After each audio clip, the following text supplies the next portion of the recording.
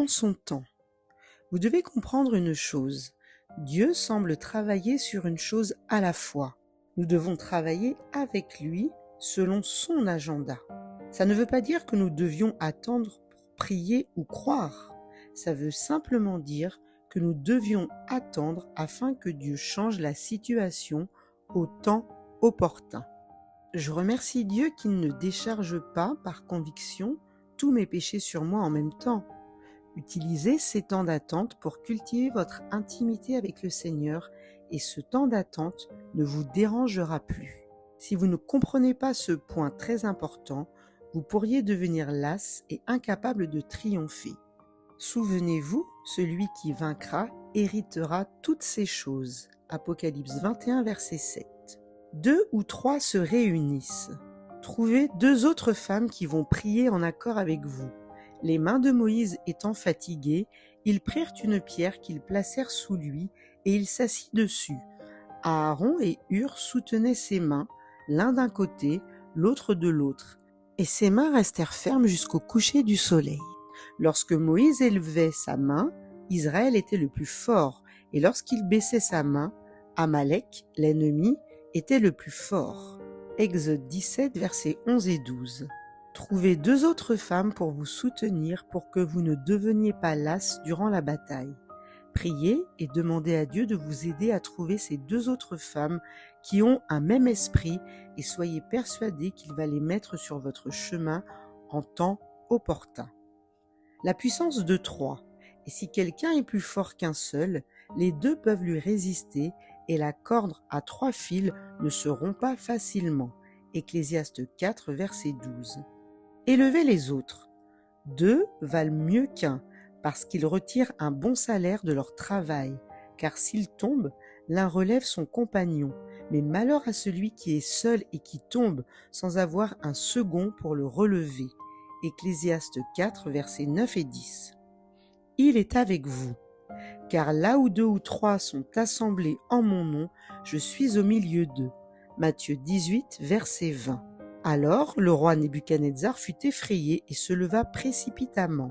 Il prit la parole et dit à ses conseillers, « N'avons-nous pas jeté au milieu du feu 3 hommes liés ?»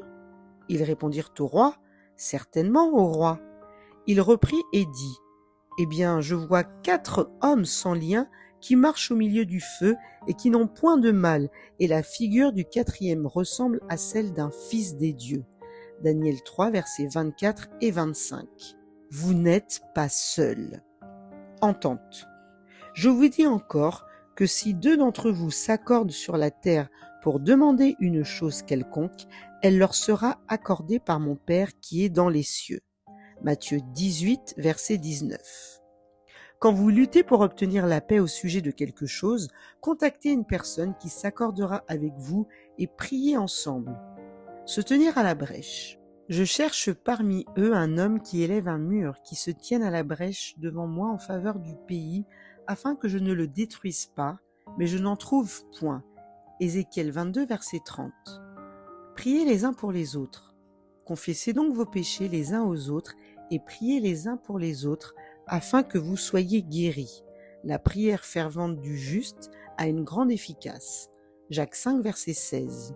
Confesser vos fautes à une femme d'un même esprit est la meilleure façon d'avoir un cœur pur. Confessez-vous. Esdras savait quoi faire en priant. Pendant qu'Esdras, pleurant et prosterné devant la maison de Dieu, faisait cette prière et cette confession. Esdras 10, verset 1. Les larmes nettoient l'âme. Toutefois, elles ne doivent pas être utilisées de façon à manipuler les autres. Elles sont précieuses au Seigneur et devraient être pour lui seul. Recueille mes larmes dans ton outre. Ne sont-elles pas inscrites dans ton livre ? Psaume 56, verset 8. Recherchez sa face. Si mon peuple sur qui est invoqué mon nom s'humilie, prie et cherche ma face, et s'il se détourne de ses mauvaises voies, je l'exaucerai des cieux, je lui pardonnerai son péché et je guérirai son pays. 2 Chroniques 7, verset 14. Recherchez la face de Dieu, désirant l'intimité plutôt que de rechercher sa main, ce qu'il peut faire pour vous. Toujours prier pour ce que vous voulez. Tout cela changera complètement votre vie. Quand on tourne vers lui les regards, on est rayonnant de joie et le visage ne se couvre pas de honte. Psaume 34, verset 5. Ayez recours à l'Éternel et à son appui, cherchez continuellement sa face. 1 Chroniques 16, verset 11. Cherche ma face, quand ils seront dans la détresse, ils auront recours à moi. Osée 5, verset 15. Détournez-vous de vos mauvaises voies. Si mon peuple sur qui est invoqué mon nom s'humilie, prie et cherche ma face, et s'il se détourne de ses mauvaises voies, je l'exaucerai des cieux, je lui pardonnerai son péché, et je guérirai son pays. 2 Chroniques 7, verset 14. Les Écritures ne sont pas seulement pour la tête, elles sont pour le cœur et la volonté. Pour que les Écritures aient un vrai impact dans nos vies, nous devons déposer les armes de nos vies et de nos désirs sous la direction du Saint-Esprit. Nous devons accepter volontairement d'être transformés. L'êtes-vous? Le Seigneur entend qui?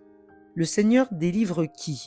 Les yeux de l'Éternel sont sur les justes et ses oreilles sont attentives à leurs cris. Psaume 34, verset 15. Quand les justes crient, l'Éternel entend et il les délivre de toute leur détresse. Psaume 34, verset 17. À qui ne répondra-t-il pas? Quand vous êtes pris par un péché, il ne vous répondra pas, même si vous pleurez à Dieu. Alors ils crieront vers l'Éternel, mais il ne leur répondra pas. Il leur cachera sa face en ce temps-là, parce qu'ils ont fait de mauvaises actions. Michée 3, verset 4.